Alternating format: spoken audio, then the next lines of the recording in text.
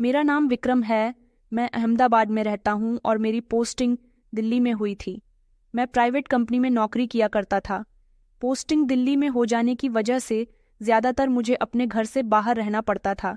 मैं महीने में 2 दिन की छुट्टी पर ही अपने घर आया करता था। मेरे परिवार में मेरी माँ, मेरी पत्नी और 2 छोटे छोटे बच्चे थे।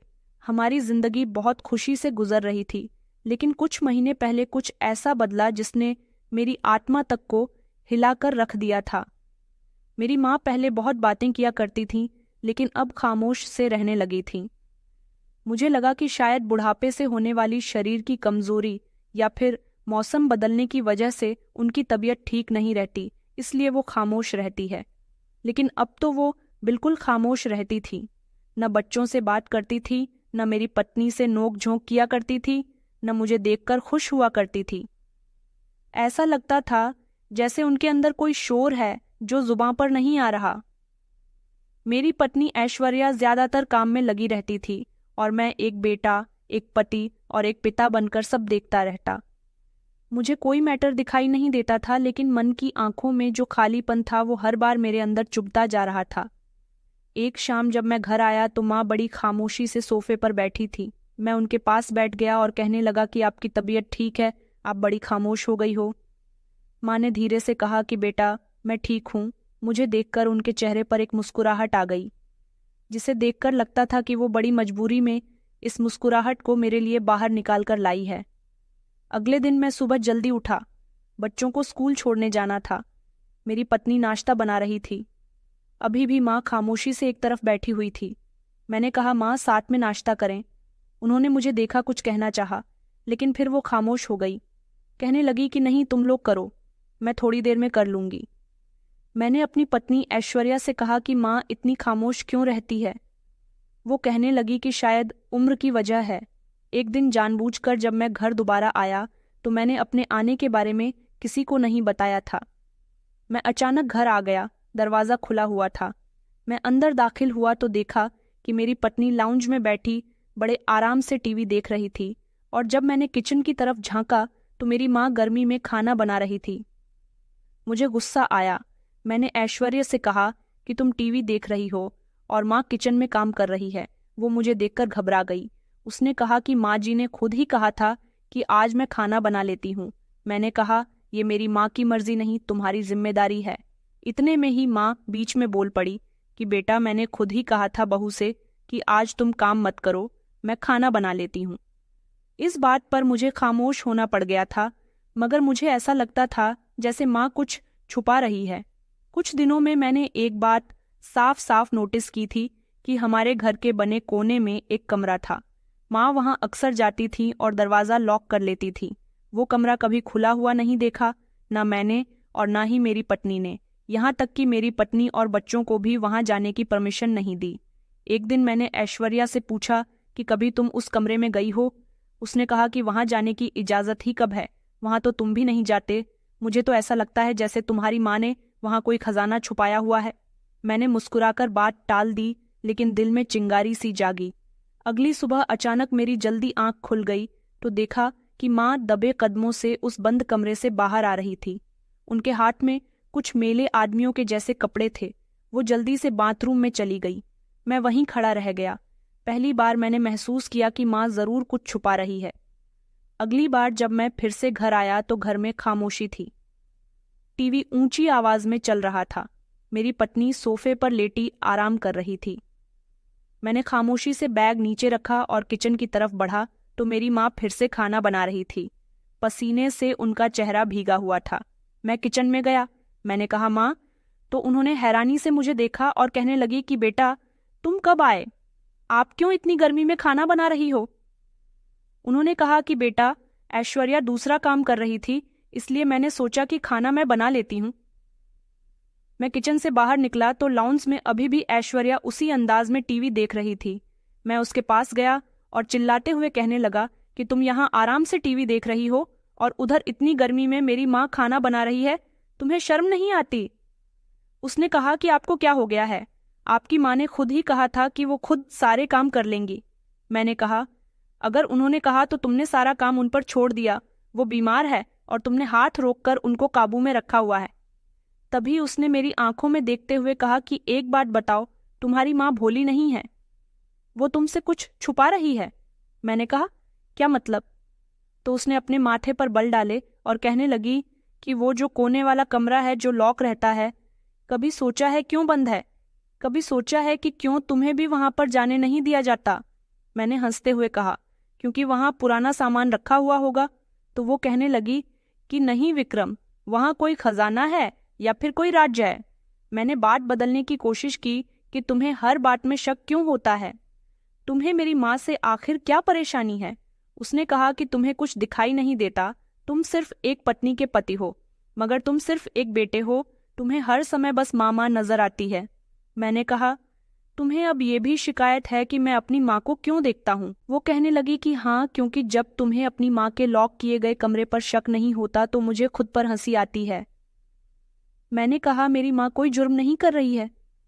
वो कहने लगी कि पता नहीं, लेकिन जो कोई भी हमेशा दरवाजा बंद रखे कुछ तो छुपा रहा होता है।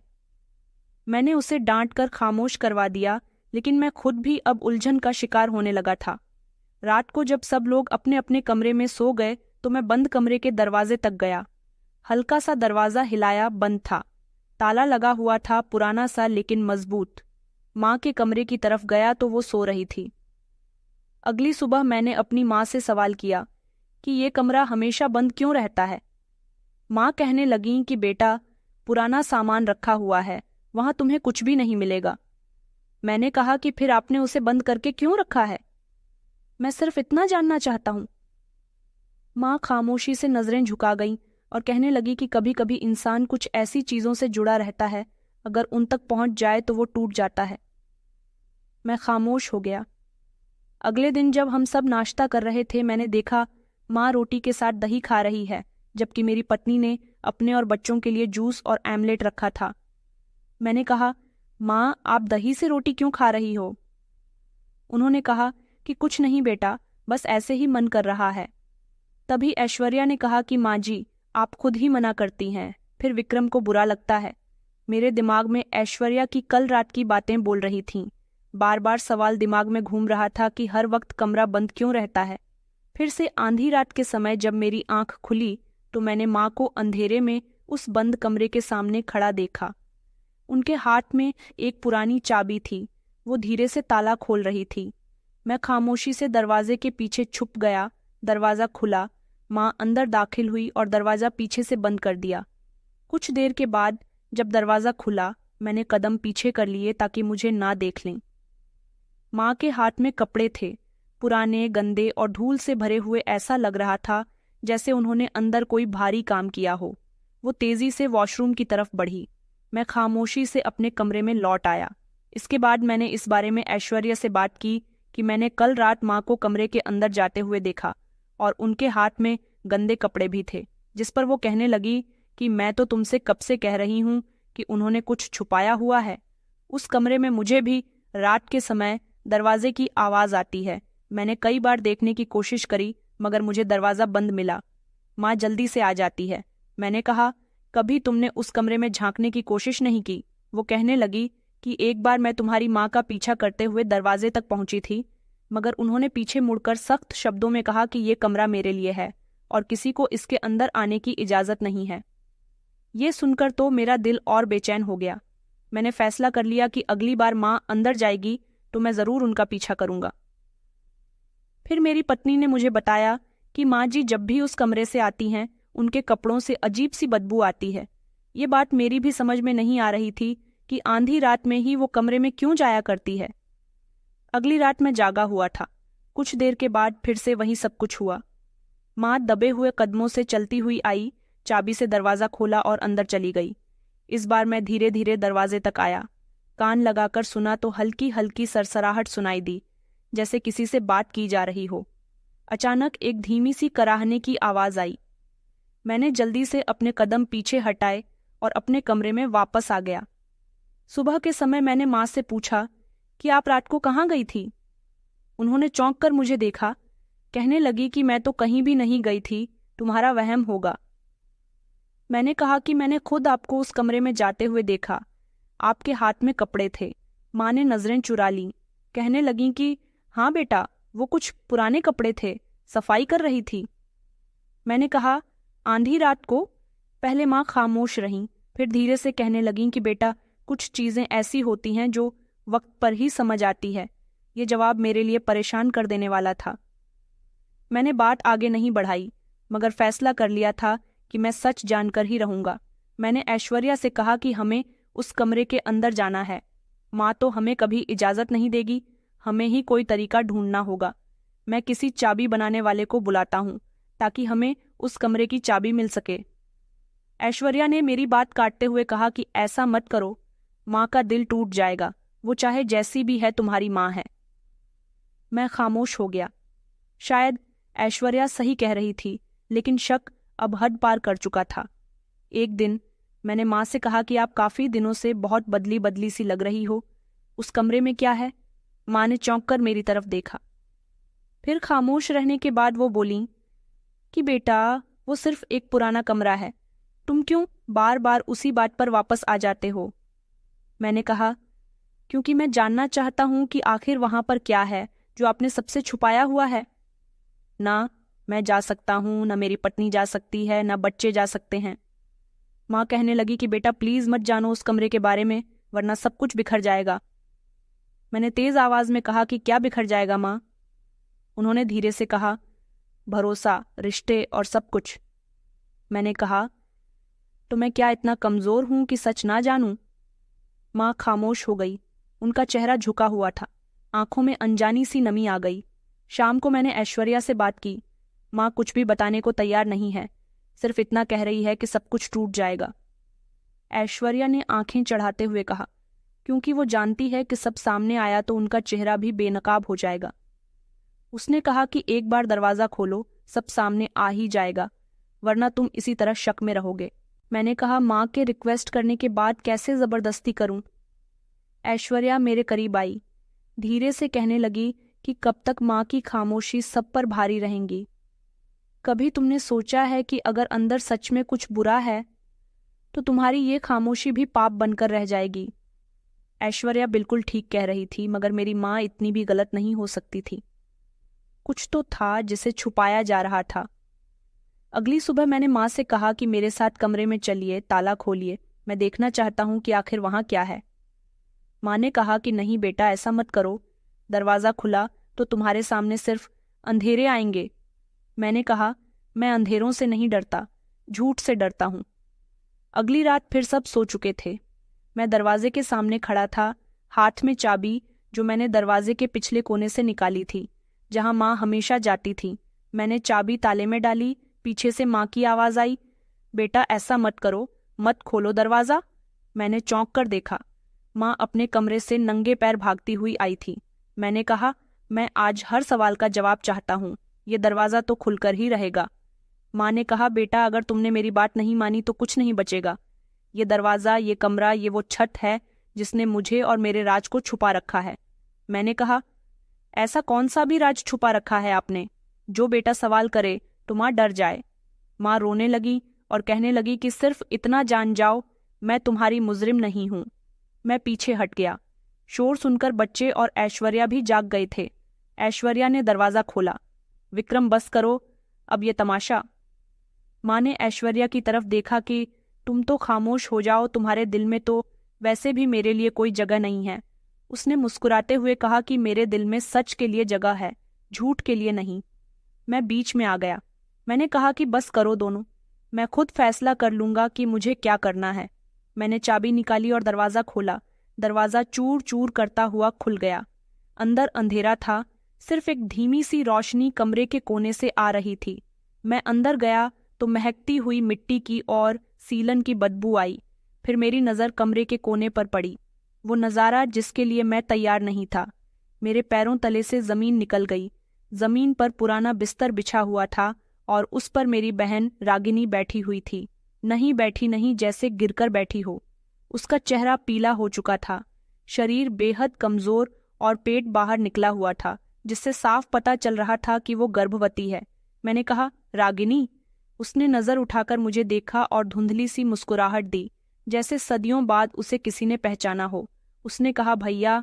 फिर उसके बाद वो रोने लगी। मैं भागकर उसके पास गया। मैंने कहा रागिनी, तुम यहाँ इस हाल में? माँ कमरे के दरवाजे पर खड़ी हुई थी। अपने कांपते हुए शरीर के साथ मैंने कहा कि तुम्हें यहाँ क्यों रखा हुआ है? माँ ने अपनी आंखें बंद कर ली और कहने लगी कि मैं मजबूर थी। बेटा, ऐश्वर्या भी पीछे पीछे आ गई। उसके चेहरे पर भी हैरानी थी। ऐसा लग रहा था जैसे उसे सब पता था, जैसे वो कुछ छुपाने की कोशिश कर रही हो। मैंने कहा, ये सब कब से चल रहा है? माँ ने धीरे धीरे कदम अंदर रखे। उन्होंने कहा कि बेटा, कुछ महीने हो गए। रागिनी एक रात दरवाजे के बाहर खड़ी हुई थी, बीमार, भूखी, डरी हुई। मैं उसे ऐसी हालत में कैसे छोड़ देती? मैंने कहा, लेकिन आपने मुझे इस बारे में क्यों नहीं बताया? माँ कहने लगी, क्योंकि तुम्हारी पत्नी ने मना किया था। माँ की आवाज़ टूट गई। मैंने ऐश्वर्या की तरफ देखा और फिर कमरे के चारों तरफ एक कोने में पुराना मटका रखा हुआ था जिसमें शायद पानी था। एक तरफ चादर बिछी हुई थी जिस पर मेरी बहन सोती होगी और एक कमजोर सा पंखा जो शायद महीनों से नहीं चला था। मैंने कहा कि तुम यहाँ कैसे जिंदा थी? रागिनी ने कहा कि माँ मुझे अपने हिस्से का आधा खाना दिया करती थी और खुद बचाकर कभी दही कभी नमक से खाती थी। यहाँ सिर्फ मेरी सांसें चल रही थीं। मैं उठा, माँ के पास गया। मैंने कहा, आपने मेरी बहन को छुपाकर नहीं बल्कि इस कैद में रखा था, और ये सब कुछ आपने मुझे क्यों नहीं बताया? माँ खामोश खड़ी रही। मैंने सिर झुका लिया। कुछ लम्हे सब खामोश खड़े रहे। फिर मैंने रागिनी की तरफ देखा और कहा, अब तुम इस कमरे में नहीं रहोगी, चलो मेरे साथ, अभी और इसी समय। माँ ने धीरे से कहा कि बेटा, ये दुनिया नहीं मानेगी। मैंने दरवाजे की तरफ इशारा किया और कहा, पहले मैंने ये दरवाज़ा खोला है और अब हर दरवाज़ा खोलूंगा। कोई ना कोई सच्चाई के साथ जरूर खड़ा होगा। और मैं रागिनी को सहारा देकर उसके कमरे से बाहर ले आया, जहां सिर्फ सवाल थे लेकिन कोई जवाब नहीं था। रागिनी को जब उस बंद कमरे से बाहर लाया तो कदम जैसे जमीन पर नहीं पड़ रहे थे। मेरी बहन मेरे ही घर में महीनों से भूखी, कमजोर और बेसहारा थी। ये सोचकर भी मुझे गुस्सा आ रहा था। मैंने लाउंज में उसे सोफे पर बिठाया। माँ नजर झुकाकर एक तरफ खड़ी हुई थी और ऐश्वर्या दरवाजे के पास टेक लगाकर खड़ी हुई, खामोशी से सारा तमाशा देख रही थी। मैंने कहा, माँ, अब बताओ कि ये सब कुछ छुपाने की आपको क्या जरूरत थी? मेरी आवाज़ तेज हो चुकी थी। माँ धीरे धीरे मेरे कदमों में आकर बैठ गई, हाथ जोड़कर और रोते हुए कहने लगी कि बेटा, मैंने कोई पाप नहीं किया, सिर्फ अपनी बेटी को अपने घर में पनाह दी है। उसे कहीं और जगह नहीं मिली और मुझे भी। मैंने कहा, माँ, तो क्या आपने मुझे ये सब बताना जरूरी भी नहीं समझा? मैं आपका बेटा नहीं हूं। माँ कहने लगी कि बेटा, मुझे डर था कि कहीं तुम भी बाकी सब लोगों की तरह अपनी बहन को ठुकरा ना दो। माँ की आवाज कांप रही थी। ऐश्वर्या आगे बढ़ी और कहने लगी कि माँ जी, आप ये क्या कह रही हैं? मुझे तो खुद अभी पता चला है कि रागिनी यहाँ पर थी। मैंने एकदम ऐश्वर्या की तरफ देखा और कहा, क्या तुम्हें सच में नहीं पता था? उसने कहा, कसम से विक्रम, मैंने तो खुद रागिनी को काफी समय से नहीं देखा। तुम्हारी माँ ने ही ये सब कुछ छुपाया। रागिनी, जो अब तक खामोश बैठी हुई थी, कहने लगी कि भाभी, आप झूठ बोल रही हो। आखिर आप कितना झूठ बोलोगी? जब मैं रात को माँ के साथ घर के दरवाजे पर आई थी, आपने मुझे दरवाजे से धक्के देकर निकाल दिया था और ये भी कहा था कि मैं मर जाऊं लेकिन इस घर में कदम भी न रखूं। आपको इस बात से कोई फर्क नहीं पड़ता कि मेरे साथ कुछ भी हो जाए और ये घर सिर्फ आपका है कि आपको आपने कहे हुए शब्द आज याद नहीं है। ऐश्वर्या के चेहरे पर अचानक एक झटका सा आ गया था, लेकिन वो फौरन संभल गई। उसने कहा कि मुझे याद नहीं, और भला मैं तुम्हारे साथ ऐसा क्यों करूंगी? हो सकता है मैंने किसी और को समझ लिया हो। उस समय तो अंधेरा भी था। मैंने ऐश्वर्या की बात काट दी और कहा कि ऐश्वर्या, अंधेरा तुम्हारे दिल में है, याद में नहीं। इतना सब कुछ ऐसे ही तो नहीं हो सकता। तुम्हें सब कुछ पता था, बस तुम मान नहीं रही हो। माँ ने कहा, बेटा, तुम तो अपनी ड्यूटी पर होते थे। जब शादी के बाद पहली बार रागिनी का अपने पति के साथ झगड़ा हुआ और वो यहाँ पर आई तो तुम्हारी पत्नी ने रागिनी से कहा था कि अगर तुम यहाँ दोबारा आई तो तुम पर ऐसा इल्जाम लगाऊंगी कि तुम कहीं मुंह दिखाने के काबिल नहीं रहोगी। तब से मैं डर गई थी। मुझे लगा कि अगर मैंने इस बारे में तुम्हें कुछ बताया तो शायद तुम्हारे दिल में भी अपनी बहन के लिए शक बैठ जाए। मैंने माँ के हाथ पकड़ लिया और कहा कि माँ, आपने सच पर पर्दा डालकर उसे बचाया नहीं बल्कि और भी मुश्किल में डाल दिया। ऐश्वर्या ने चिल्लाकर कहा, तो क्या तुम लोग मुझे मुजरिम समझ रहे हो? अपनी बहन की झूठी मोटी कहानी सुनकर तुम लोग मेरे खिलाफ हो जाओगे। मैंने कहा, ऐश्वर्या, तुमने सिर्फ मेरे खिलाफ नहीं, एक इंसान के साथ जुल्म किया है। जो कुछ रागिनी के साथ हुआ उसकी जिम्मेदार तुम भी हो। रागिनी धीरे से कहने लगी कि भैया, मुझे आपसे शिकायत नहीं है, मैं सिर्फ इतना चाहती हूं कि अब मैं छुप छुप कर नहीं रह सकती। मैंने कहा कि नहीं, अब तुम्हें छुप कर रहने की कोई ज़रूरत नहीं है। तुम मेरी बहन हो, तुम यहाँ इज्जत से रहोगी। तभी माँ ने ऐश्वर्या की तरफ देखा और कहा, बहू, मैंने तुम्हें हमेशा बेटी समझा और तुमने मेरी बेटी को ही रुसवा कर दिया। ऐश्वर्या की आंखें हैरानी से फैल गईं और वो कमरे से बाहर निकल गई। लेकिन जाते जाते इतना ज़रूर कहने लगी कि विक्रम, अगर तुम मुझे जालिम समझते हो तो ये तुम्हारी मर्जी है। मैंने जो किया वो अपने घर के सुकून के लिए किया। लेकिन मैंने उसे कोई जवाब नहीं दिया। वो किस सुकून की बात कर रही थी? वो सुकून जिसकी कीमत किसी की इज्जत, किसी की सांस, किसी की माँ बनने की हालत में छुपी तड़प थी। शाम तक रागिनी की तबीयत बिगड़ गई, उसे बुखार आ गया था। मैं जल्दी से उसे पास के ही अस्पताल लेकर गया। डॉक्टर ने उसके खान पान का ध्यान रखने के लिए कहा और कहा कि पेशेंट की हालत बहुत कमज़ोर हो गई है, इनको आराम की बहुत ज़रूरत है और अच्छा खाने पीने की भी। मैंने दिल में फैसला कर लिया कि अब मैं रागिनी को अकेला नहीं छोड़ूंगा। उसे वापस घर ले आया और उसी लाउंज में उसके लिए बिस्तर लगा दिया जहां से वो सबको नजर आए कि अब उसे छुपाया नहीं जा रहा। रात को मैं माँ के पास गया। मैंने पूछा कि आप कुछ कहना चाहती हो? माँ ने लंबी सांस ली, कहने लगी कि बेटा, सच तो अभी बाकी है। मैं वक्त आने पर तुम्हें सब कुछ बताऊंगी। मैंने उनकी तरफ देखा। मैंने कहा, माँ, अब वक्त आ चुका है और आपको अब चुप रहने की भी कोई ज़रूरत नहीं है। मैं जान गया था। मैंने जो भी देखा वो अभी सिर्फ शुरुआत थी, असली कहानी तो अभी बाकी थी। रागिनी की कंडीशन काफ़ी कमज़ोर थी।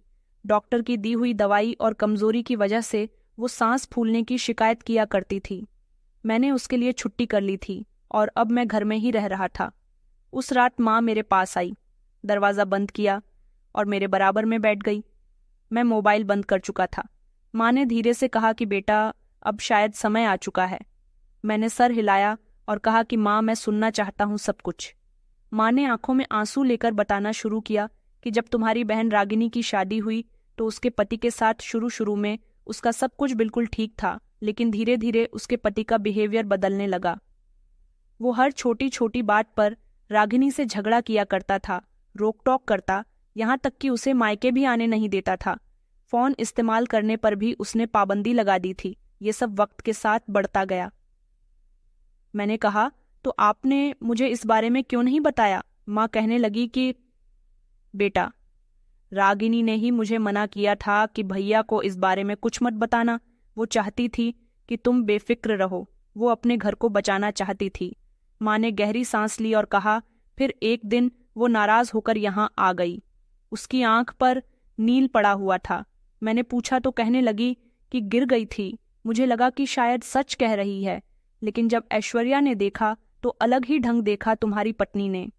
रागिनी से कहा, अब यहाँ आने की ज़रूरत नहीं है। तुम्हारे पति ने झगड़ा करके तुम्हें यहाँ भेजा है, ये मैं बहुत अच्छे से जानती हूँ। जैसे भी रहो, अपने घर में एडजस्ट करो। मैंने तुम्हारी पत्नी को समझाने की बहुत कोशिश की, लेकिन वो रागिनी को बातें सुनाए बिना खामोश नहीं रही। फिर उसी रात रागिनी ने फैसला किया कि वो कल ही अपनी ससुराल वापस चली जाएगी। ऐश्वर्या ने कहा कि अगर वो यहीं रहेंगी तो अगले दिन पुलिस को फ़ोन करके कह दूंगी कि रागिनी किसी दूसरे मर्द के साथ देखी गई है, उसके नाजायज़ संबंध हैं। ये सुनकर तो मैंने अपने हाथ की मुट्ठियां बंद कर ली थीं। मैंने कहा कि ऐश्वर्या ने सच में ऐसा ही कहा था। माँ कहने लगी कि हाँ बेटा, उसका कहना था कि अगर रागिनी वापस आ गई तो तुम उसे जायदाद में हिस्सा दोगे और ये बात तुम्हारी पत्नी को गंवारा नहीं।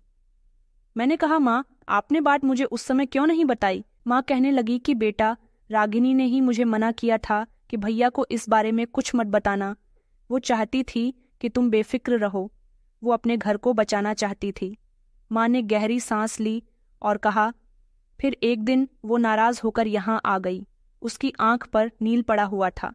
मैंने पूछा तो कहने लगी कि गिर गई थी। मुझे लगा कि शायद सच कह रही है, लेकिन जब ऐश्वर्या ने देखा तो अलग ही ढंग देखा तुम्हारी पत्नी ने। रागिनी से कहा, अब यहाँ आने की जरूरत नहीं है। तुम्हारे पति ने झगड़ा करके तुम्हें यहाँ भेजा है, ये मैं बहुत अच्छे से जानती हूँ।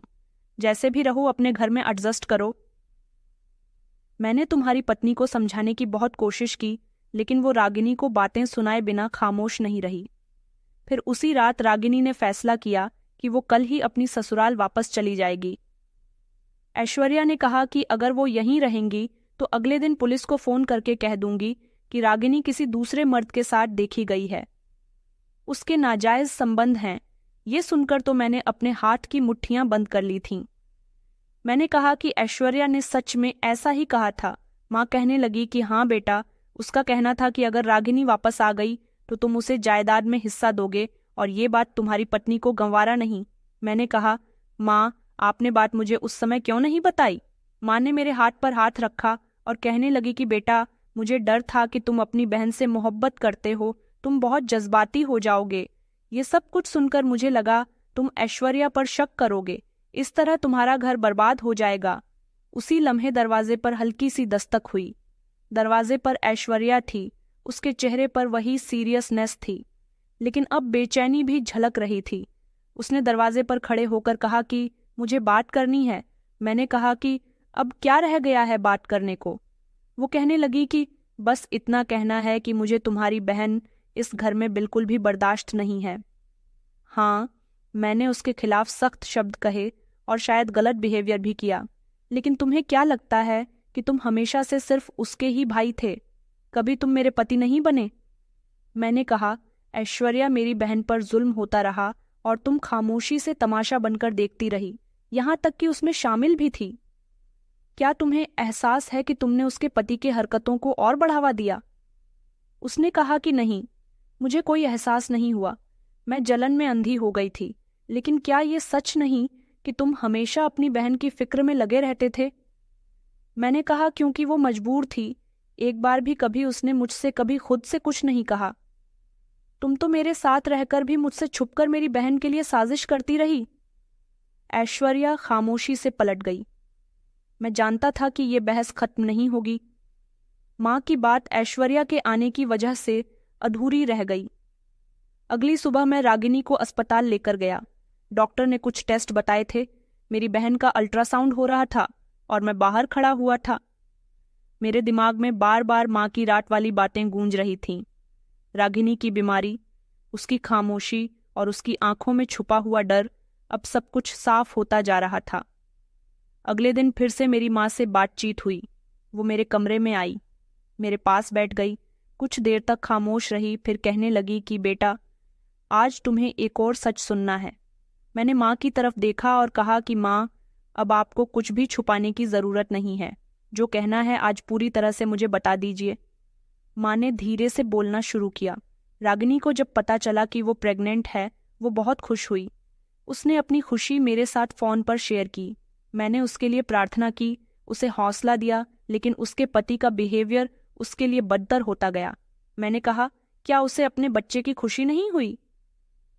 माँ ने कहा कि नहीं बेटा, उसे खुशी नहीं थी। वो तो अपनी पत्नी पर शक कर रहा था। उसका कहना था कि रागिनी का किसी के साथ अफेयर चल रहा है। मैंने कहा, वो मेरी बहन पर ऐसे आरोप कैसे लगा सकता है? क्या सबूत है उसके पास? उसने कहा था कि उसे रागिनी के किसी दोस्त से पता चला है कि कॉलेज में उसका किसी लड़के के साथ अफेयर था और अब भी वो उसके साथ कीनट एक्ट में है। वो कहता है कि जब जन्म के बाद बच्चे की शक्ल देख लेगा तब यकीन करेगा कि बच्चा किसका है। मैंने अपना सर अपने हाथों में पकड़ लिया। मैंने कहा, माँ, रागिनी की ऐसी कौन सी भी सहेली है जिसने उसको ये फिजूल बात बताई है? उसके दिमाग में ये जहर किसने डाला? माँ खामोश हो गई, फिर कहने लगी कि बेटा, ऐश्वर्या ने। मैंने चौंक कर कहा, क्या? माँ कहने लगी कि हाँ बेटा, उसने रागिनी के पति विनोद से फ़ोन पर बात की और कहा कि रागिनी अक्सर किसी के साथ यहाँ आती जाती देखी गई है। उसने ऐश्वर्या से सबूत मांगा तो तुम्हारी पत्नी ने एडिट की हुई फर्जी तस्वीर उसे सेंड कर दी, जो शायद पुरानी थी। मैं की झटकी से खड़ा हो गया और मैंने मचलना शुरू कर दिया। मैंने गुस्से से कहा कि इस औरत ने सिर्फ मेरे घर की बुनियाद नहीं हिलाई, बल्कि मेरी बहन की जिंदगी ही बर्बाद कर दी। मैं इसे कभी माफ नहीं करूंगा। माँ ने रोते हुए कहा कि बेटा, इसी इल्जाम के बाद रागिनी को उसके पति ने बहुत मारा। वो एक रात आंधी रात को घर से भाग गई क्योंकि उसे लगता था कि उसका पति ऐसी हालत में उसे पिट पिट कर जान से मार डालेगा जिसमें उसके बच्चे की भी मौत हो सकती है। उसके पैरों में चप्पल भी नहीं थी, सिर्फ तन पर पहने कपड़ों में ही वो घर से भाग आई थी। उसका मोबाइल उसके पति ने तोड़ दिया था।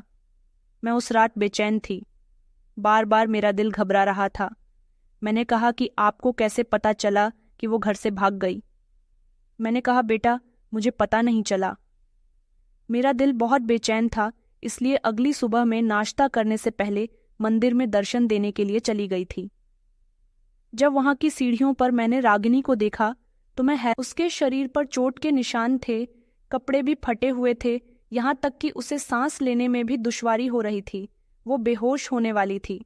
मैंने जल्दी से वहां उसे पानी पिलाया और रिक्शा करके फौरन उसे घर ले आई।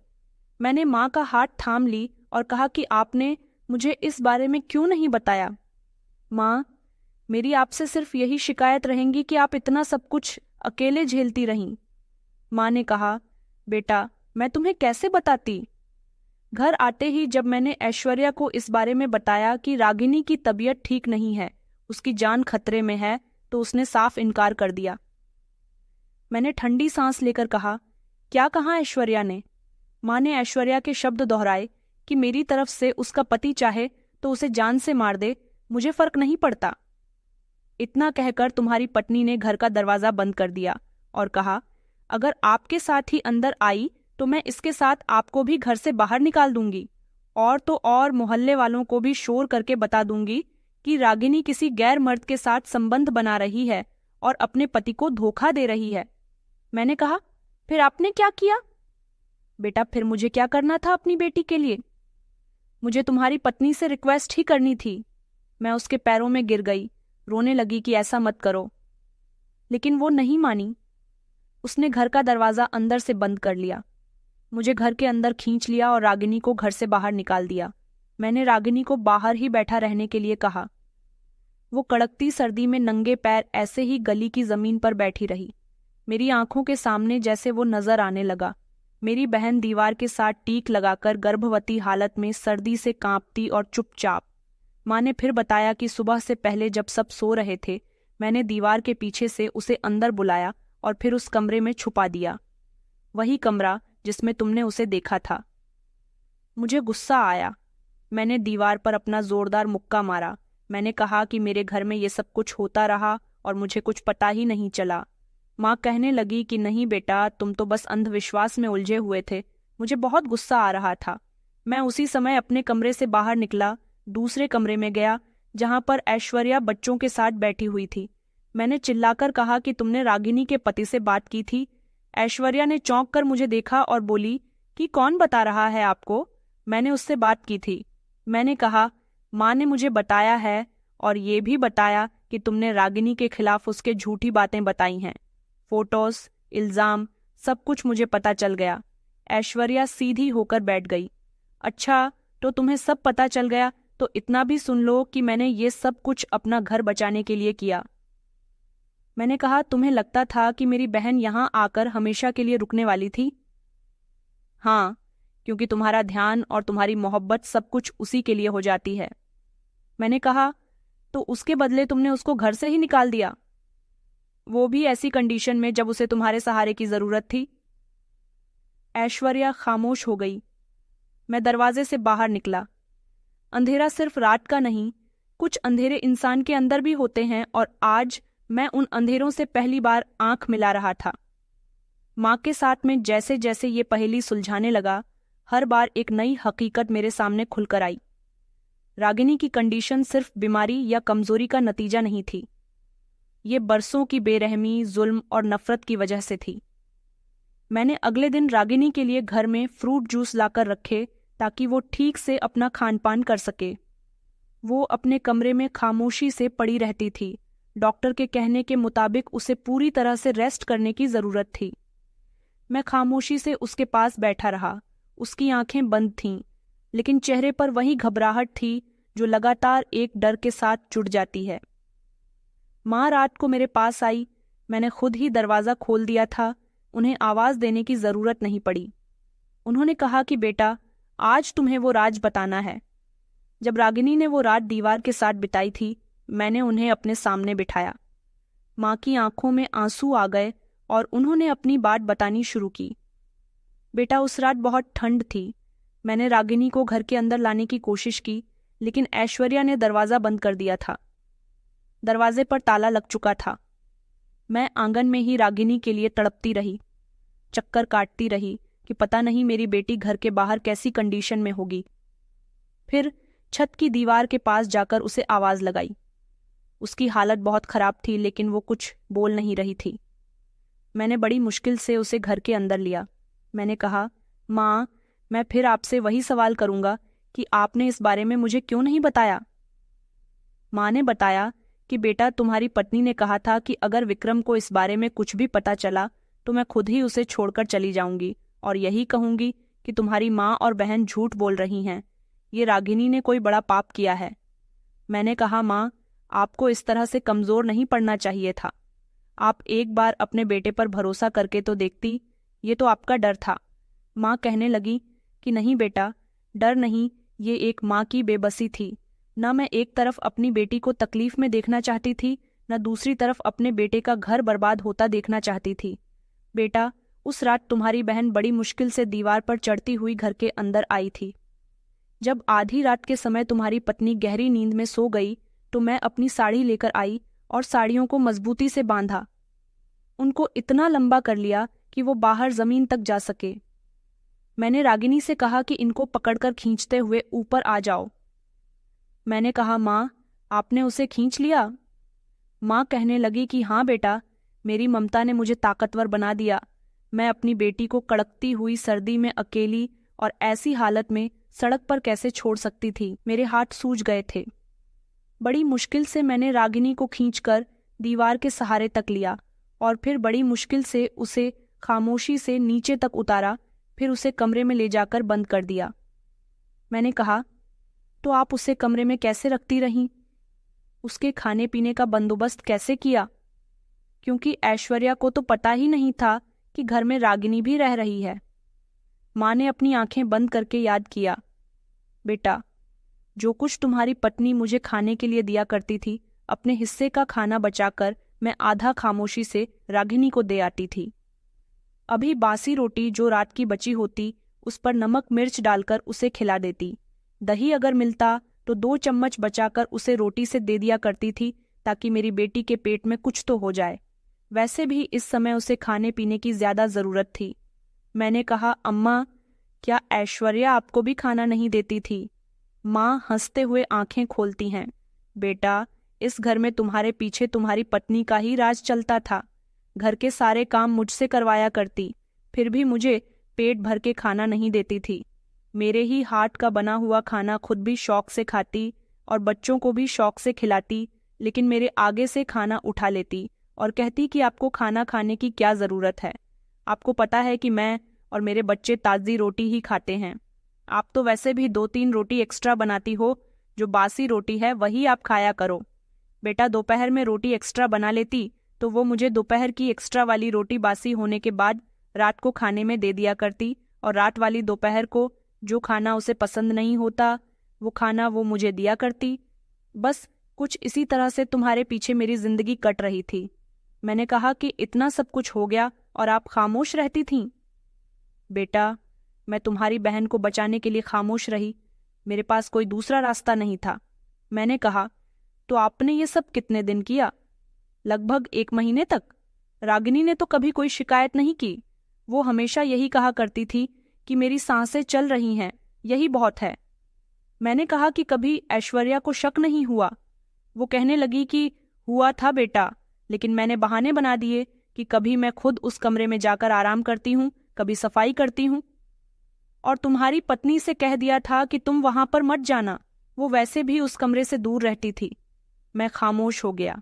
इतनी देर की बातचीत के बाद जैसे दिल टुकड़े टुकड़े हो गया। मेरी माँ, जिन्होंने हमारी परवरिश की, खुद अपनी ही बहू के सामने मजबूर हो गई थी, और मेरी बहन जो कभी मुझसे छोटी छोटी बातें शेयर करती थी, खामोशी से सारे जुल्म सहती रही। मैंने एक आखिरी सवाल और माँ से किया, क्या ऐश्वर्या को पता था कि आप अपने हिस्से का आधा खाना कमरे के अंदर लेकर आती हो? उन्होंने कहा कि नहीं बेटा, वो तो ये समझती थी कि मैं भिखारी को खाना दे देती हूँ। आगे उन्होंने कहा कि बेटा, मैं रोज सोचती थी कि तुम्हें इस बारे में बताऊं, लेकिन जब तुम्हारे बच्चों का चेहरा देखती तो सोचती कि बच्चे माता पिता से अलग हो जाएंगे। बेटी के सुकून के चक्कर में मैं अपने बेटे का घर उजाड़ दूंगी, और कभी कभी तो मुझे डर भी लगता था कि ऐश्वर्या की सच्चाई जानने के बाद कहीं तुम टूट न जाओ। मैंने कहा, माँ, मैं तो अब भी टूट चुका हूँ। फर्क सिर्फ इतना है कि अब मुझे पता है कि मुझसे क्या क्या छुपाया गया। मैं पूरी तरह से खामोश हो गया था। मैंने दिल में एक फैसला कर लिया था। दोपहर का समय था। मैं रागिनी को अस्पताल से डिस्चार्ज करवाकर घर ले आया था। अब उसकी कंडीशन थोड़ी बेहतर लग रही थी, लेकिन वो पूरी तरह से खामोश थी। ऐसा लगता था कि बोलने से भी डर रही है, जैसे कोई फिर से उसका कुछ छीन ले। माँ उसके साथ कमरे में थी। मैं लाउंज में बैठा हुआ था। मैंने ऐश्वर्या को कमरे में बुलाया, दरवाज़ा बंद किया और उसके सामने बैठ गया। मैंने कहा कि आज कोई बहाना नहीं, सिर्फ तुम्हारे मुंह से सब कुछ सुनना है। सच तो मुझे पहले से ही पता है। ऐश्वर्या ने मेरी तरफ देखा। उसके शब्दों में अभी भी घमंड था। कहने लगी कि क्या सुनना है तुम्हें? वही बातें जो तुम्हारी माँ ने तुम्हें बताई हैं। मैंने कहा कि मेरी माँ ने मुझे जो बताया वो तुम्हारे बिहेवियर का आधार चेहरा है।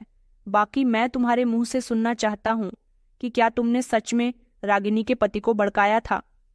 ऐश्वर्या ने कहा कि हाँ, किया था। मैंने कहा, क्यों? तो वो मेरी आंखों में आंखें डालकर कहने लगी, क्योंकि हर वक्त तुम्हारे मुंह पर तुम्हारी बहन का नाम रहता था। कभी उसकी पसंद, कभी उसकी खुशी, कभी उसके फोटो की तारीफ, कभी उसकी सुंदरता की तारीफ। मैं तुम्हारी पत्नी थी, लेकिन तुमने हमेशा मेरे सामने अपनी बहन का जिक्र करके मुझे नीचा दिखाया। मैंने कहा, और तुमने क्या किया? तुमने तो उसके कैरेक्टर पर इल्जाम लगा दिया, उसका घर बर्बाद कर दिया। उसने कहा, मुझे जो ठीक लगा मैंने वही किया। ऐश्वर्या की जुबान में पछतावा कहीं से कहीं तक भी नहीं था। मैंने कहा, तुम्हें क्या लगा कि तुम उसका घर बर्बाद करके सुकून से बैठ जाओगी? ऐश्वर्या ने ठंडी सांस ली और कहने लगी कि मैंने कभी नहीं चाहा कि रागिनी यहाँ आकर रहे। मुझे लगा था कि शादी के बाद वो अपने घर में खुश रहेंगी, लेकिन जब उसकी परेशानियों की कहानी तुम्हारी जुबानी सुनने को मिली, मुझे लगा कि तुम्हारे और मेरे बीच की मोहब्बत तुम्हारी बहन की वजह से कम हो जाएगी। मैंने कहा, तो तुमने उसे निकाल दिया, उसके पति को भड़काया, माँ को डराया, उन्हें खामोश कर दिया। उसने कहा, विक्रम, मैं सिर्फ अपने घर को बचाने की कोशिश कर रही थी। मैंने कहा कि तुम्हें क्या लगता है, तो अब तुम मेरी बनकर रहोगी। ऐसा बिल्कुल नहीं होगा। किसी की गोद उजाड़कर, किसी के कैरेक्टर पर कीचड़ उछालकर, किसी का घर बर्बाद करके तुम अगर अपना घर आबाद करना चाहती हो तो ऐसा कभी नहीं हो सकता। ऐश्वर्या ने एक लम्हे के लिए आंखें बंद कर लीं, जैसे बहस करते करते थक चुकी हो। उसने कहा कि विक्रम, मैंने ये सब कुछ जलन की वजह से किया। मैंने कहा कि तुमने उसके पति से क्या कहा था? उसने कहा कि वही जो तुम्हें पता है। मैंने कहा, तुमने मेरी बहन के साथ बहुत बुरा किया और उसके पति ने भी तुम्हारे भड़कावे की आग से, उसके पति ने उसे बुरी तरह से मारा, जिसकी वजह से वो यहाँ भागकर आई थी ताकि वो उसे जान से ना मार दे। वो माँ को मंदिर की सीढ़ियों पर मिली थी। अगर वो कहीं और चली जाती तो शायद हमें आज तक उसका पता ना होता और तुम सुकून से सोई रही, लेकिन अब तुम्हारी जिंदगी में सुकून नहीं आएगा। ऐश्वर्या खामोश हो गई। मैंने कहा कि तुम अपने घर जा सकती हो ऐश्वर्या, मैं कल ही डिवोर्स के पेपर्स तुम्हारे घर ले आऊंगा। और हाँ, बच्चे मेरे साथ रहेंगे। मैं कभी भी अपने बच्चे तुम्हें नहीं दूंगा, क्योंकि जो औरत जलन हसद में दूसरी औरत को परेशान कर सकती है, वो जलन की आग में अपने बच्चों को भी बर्बाद कर सकती है। ऐश्वर्या ने मुझे चौंक कर देखा। कहने लगी कि नहीं नहीं विक्रम, तुम ऐसा नहीं कर सकते। हमारे 2 छोटे छोटे बच्चे हैं। मैं अपने बच्चों के बिना नहीं रह सकती। मैंने कहा कि नहीं, तुम अपने मायके जाओगी, तुम अपने भाइयों के पास जाओगी जहां तुम्हारी इज्जत भी नहीं है। मैं जानता हूं कि वहां तुम्हारी ही इज्जत नहीं है, तो वो लोग मेरे बच्चों का ख्याल क्या रखेंगे? तुम अपनी हालत के जिम्मेदार खुद हो। मैंने उससे कहा कि अपना सामान पैक करो और अभी इसी समय तुम इस घर को छोड़कर जा सकती हो। वो रोने लगी, चिल्लाने लगी, लेकिन अब मेरे पास माफ़ी की कोई गुंजाइश नहीं थी। वो मेरी बहन के साथ जो कर चुकी थी वो सब बहुत गलत था। वो बार बार रो रही थी, बच्चों से लिपट रही थी, लेकिन मैंने उसे इज्जत से यहाँ से जाने के लिए कहा। मैं जानता था कि उसकी अपने मायके में कोई इज्जत नहीं है। उसके माता पिता तो मर गए हैं, उसके भाई भाभी कभी भी उसे मुंह नहीं लगाते थे, तभी तो वो कभी अपने मायके जाती ही नहीं थी। लेकिन अब जब वो हमेशा हमेशा के लिए वहां जाएगी तो तब उसे एहसास होगा कि एक बहन परेशानी के समय में अपने मायके नहीं जाए तो कहाँ जाए। मैं चाहता तो उसे ये सज़ा न देता, लेकिन मैं अपनी बहन की आंखों के आंसू नहीं देख सकता था। मेरे लिए मेरी माँ की मोहब्बत अपनी जगह थी, बहन की मोहब्बत अपनी जगह थी, और ऐश्वर्य और बच्चों की मोहब्बत अपनी जगह थी। लेकिन वो ये चाहती थी कि मैं अपनी बहन को भी छोड़ दूं, माँ को भी छोड़ दूं और सिर्फ उस पर ध्यान दूं, तो ऐसा नहीं हो सकता था। वो बहुत रोई, फिर मैंने उसे उसके मायके भेज दिया। बच्चे मेरे साथ नहीं गए। अगले ही दिन मैंने डिवोर्स के पेपर तैयार करवाकर उसके मायके भिजवा दिए। उसके भाइयों ने मुझसे बात करने की कोशिश की, लेकिन मैंने किसी से बात नहीं की। मैं अब अपनी बहन के साथ रहना चाहता था, उसका ख्याल रखना चाहता था। ऐश्वर्य अपने मायके जा चुकी थी, बच्चे मेरे साथ में थे। बच्चों को कुछ दिन तक अपनी माँ की याद आई, लेकिन मेरी माँ ने उनको संभाल लिया। उधर मैंने विनोद के खिलाफ भी पुलिस में कंप्लेंट दर्ज करवा दी थी। उसने मेरी बहन के साथ जो कुछ भी किया था वो अच्छा नहीं किया था। पुलिस ने जब मेरी बहन के बयान लिए तो उसको अरेस्ट कर लिया गया। उसको उसके की सज़ा मिली। भले ही वो जमानत पर छूट गया, लेकिन उसकी पूरे मोहल्ले में बदनामी हो चुकी थी। मैंने अपनी बहन को उससे अलग कर लिया। हम दोनों भाई बहन की 1 महीने में ही डिवोर्स हो गई थी। मैं भी खुश था। अपनी पत्नी को छोड़कर और बहन की डिवोर्स हुई थी, उस पर भी मुझे सुकून था, क्योंकि जिस इंसान से हमें तकलीफ मिले उसके साथ रहने का कोई मतलब नहीं बनता। वक्त गुजरता गया और रागिनी ने बेटे को जन्म दिया। रागिनी का बेटा बहुत सुंदर था। ऐश्वर्या के मायके से डिवोर्स होने के बाद कभी कोई खबर नहीं आई। सिर्फ इतना पता चला कि ऐश्वर्या मुझसे माफ़ी मांगना चाहती है, लेकिन वह डिवोर्स देकर उसे माफ़ कर चुका था। बच्चे भी कुछ समय के बाद अपनी माँ को भूल गए, क्योंकि छोटे थे उनकी बुआ ने उनका बहुत ख्याल रखा। रागिनी अपने बेटे के साथ साथ मेरे बच्चों का भी बहुत ख्याल रखती थी। अब मैंने दिल्ली जाना छोड़ दिया और मैं इसी शहर में नौकरी करने लगा। कुछ समय के बाद माँ ने मेरी दूसरी शादी करवा दी। जिस लड़की से मेरी शादी हुई थी वो बहुत अच्छी थी। रागिनी की दूसरी शादी नहीं हो सकी क्योंकि वो दूसरी शादी करना ही नहीं चाहती थी। उसने फैसला कर लिया था कि वो अब अपने बेटे की परवरिश करेगी। वो पढ़ी लिखी थी, इसलिए उसने नौकरी करनी शुरू कर दी। अपने पैरों पर खड़ी हुई अपने दिल से जुल्म सहने का डर निकाल दिया और अब वो अपने बेटे की परवरिश खुद कर रही है। मुझे खुशी होती है कि मेरी बहन इतना सब हो जाने के बाद भी आगे बढ़ी। ये कहानी उन लोगों की है जो खामोश रहकर अत्याचार को बर्दाश्त करते हैं। वक्त से पहले अगर आप लोग अपनी खामोशी को तोड़ दें और सही फैसला करें तो शायद आपको उस तकलीफ का सामना नहीं करना पड़ेगा जो आपको सामने वाला इंसान दे रहा है। मैं और मेरी बहन अपनी नई जिंदगी में खुश है। माँ को सुकून मिल गया। मेरी दूसरी पत्नी भी एक अच्छी औरत है जिसने मेरे घर को अच्छी तरह से संभाल लिया है, मेरे बच्चों को अपना समझा है, और ऐश्वर्य अपने मायके में बैठी अपनी गलतियों की माफ़ी मांग रही है।